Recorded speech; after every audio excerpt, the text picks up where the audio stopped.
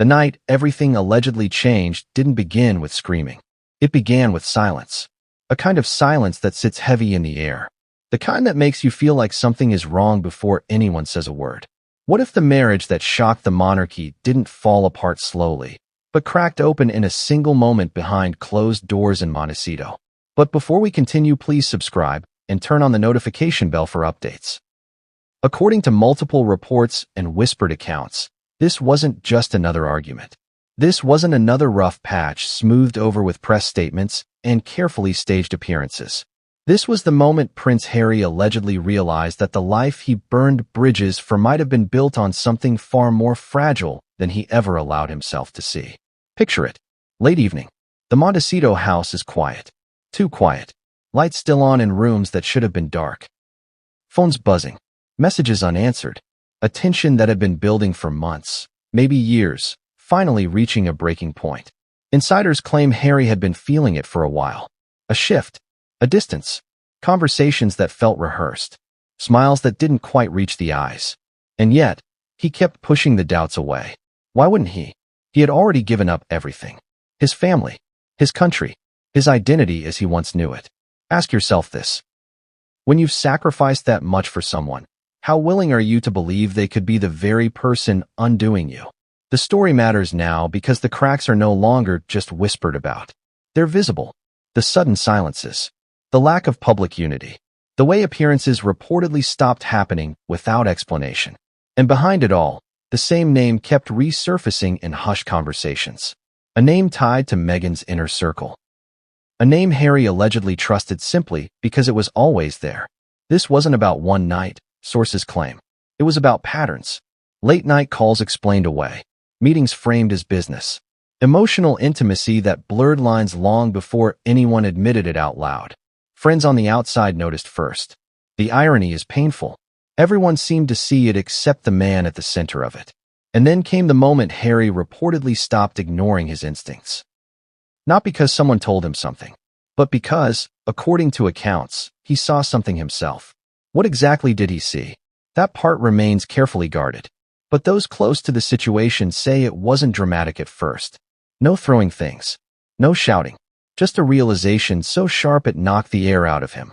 The kind of realization that makes your stomach drop because suddenly, every small doubt you ignored lines up perfectly. Imagine standing in the house you believed was your safe haven, realizing it may have been the place you were most exposed. This wasn't just about betrayal, if the claims are true. It was about humiliation, about the dawning understanding that loyalty may have been one-sided, and about a man who had already lost so much asking himself one devastating question. If this wasn't real, then what was? Because according to insiders, Harry didn't confront Meghan right away. He waited. And what happened next is where everything truly began to unravel. Everyone else seemed to notice the warning signs before he did. That's the part that stings the most. Have you ever looked back at a moment in your life and thought, how did I miss something that obvious? According to people who claim to have been close to the situation, that's exactly where Prince Harry allegedly found himself. Not in denial anymore, but in hindsight. Because the signs, they say, weren't loud. They were subtle. Almost polite. Wrapped in laughter, familiarity, and the kind of closeness that could always be explained away. Short texts that turned into long calls. Meetings that didn't quite line up with schedules. A presence that never felt accidental. And at the center of it all, a familiar figure from Meghan's orbit, Markus Anderson. To the outside world, the relationship looked harmless. Professional. Long-standing.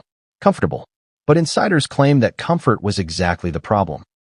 Boundaries allegedly blurred so gradually that no single moment screamed betrayal.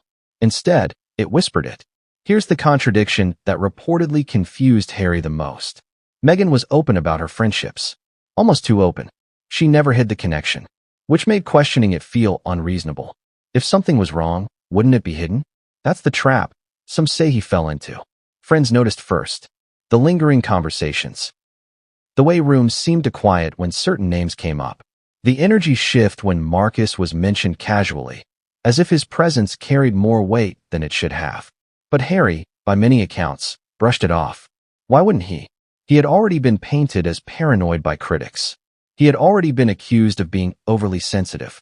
And after years of being told his instincts were wrong, he may have learned to doubt them. Ask yourself this. When the world already thinks you're unstable, how quickly do you silence your own gut?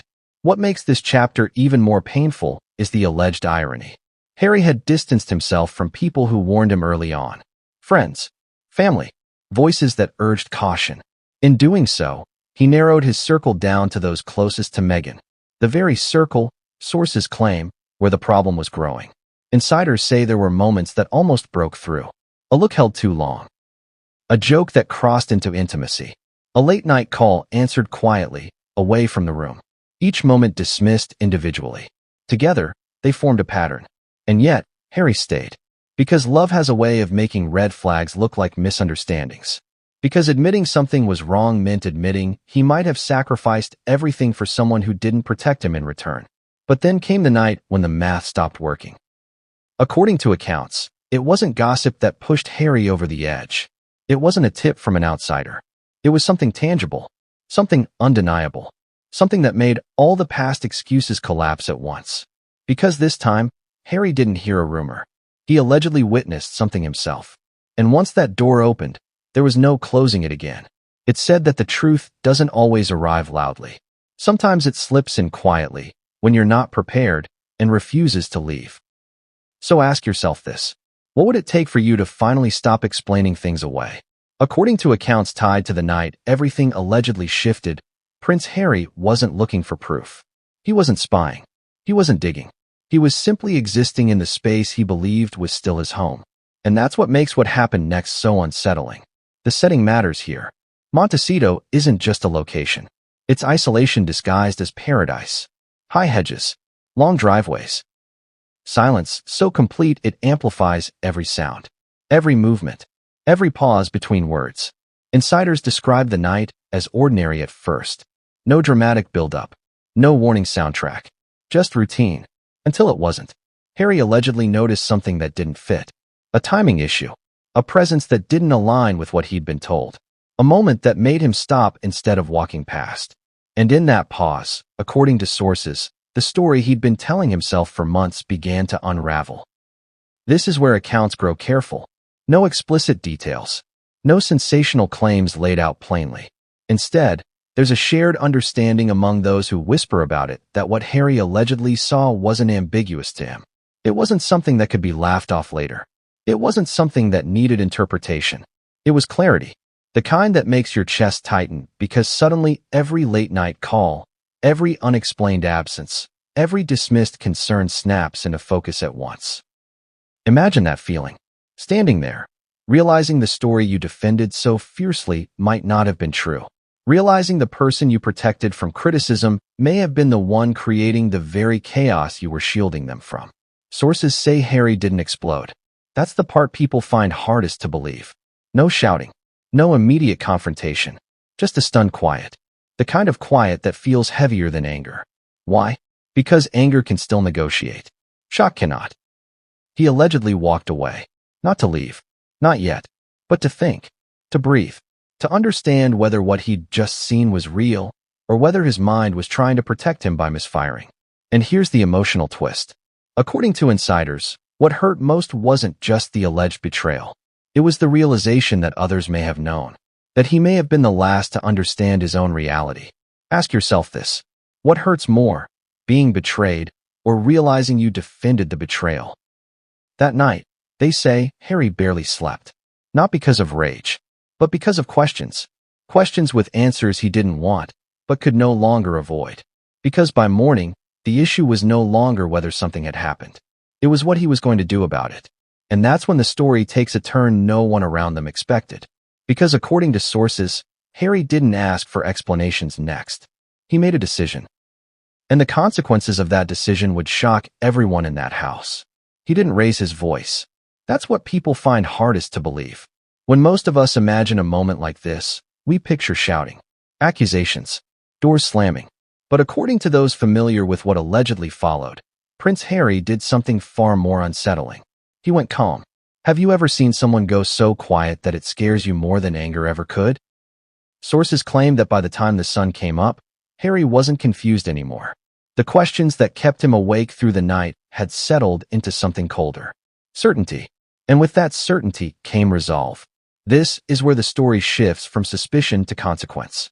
According to accounts, Harry finally confronted Meghan, not with theatrics, not with rage, but with boundaries. The kind of boundaries that don't invite debate. The kind that signal a line has already been crossed. Those close to the situation say the conversation was brief, heavy, final. No yelling, no emotional bargaining. Just a clear message delivered by a man who felt he had already lost too much to lose himself as well. At the center of it all stood two people who once presented a united front to the world, Prince Harry and Meghan Markle. But insiders say the dynamic had shifted completely. This wasn't a couple fighting to fix something. This was one person deciding to step away from something they no longer recognized. The alleged ultimatum wasn't dramatic. It wasn't about punishment. It was about space, separation, distance, time apart to reassess what had already fractured. And then came the moment that stunned even those closest to them. According to sources, Harry asked Meghan to leave the house. Not permanently, at least not in words, but decisively enough that there was no mistaking the message. This wasn't a cooling-off period measured in hours. This was a line drawn in real time. Imagine how that lands. A house meant to symbolize escape from royal control, now becoming the place where control was finally reclaimed. The irony is sharp enough to cut. Those familiar with the aftermath describe Meghan as shocked, not because of the accusation itself, but because of Harry's demeanor. Calm, detached, unmoved by explanations. Almost as if he had already mourned the marriage before that conversation ever happened. Ask yourself this. What's more terrifying, someone begging you to stay, or someone who's already decided you're done? Sources say Harry didn't threaten. He didn't negotiate. He didn't offer conditions. He simply stood firm. And that firmness, they claim, is what made the moment irreversible. Because when someone who once gave up everything for you finally chooses themselves, there's no undoing that shift. But here's the part that insiders say changes everything. As Meghan allegedly left the house, Harry didn't follow. He didn't chase. He didn't call anyone. Instead, he did something that suggests this wasn't just an emotional reaction. It was a strategic one.